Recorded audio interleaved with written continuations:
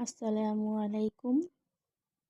আমি আপনাদের কয়েকটি গুরুত্বপূর্ণ দোয়া পড়ে শোনাবো।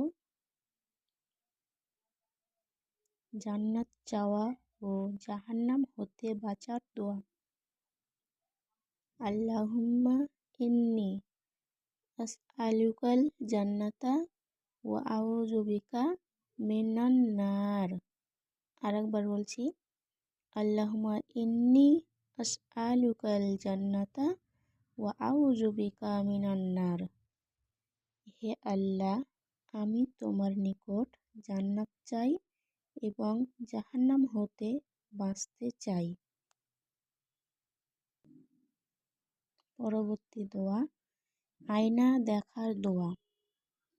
আল্লাহুম্মা হাসানতা খালকি ফাহাসিন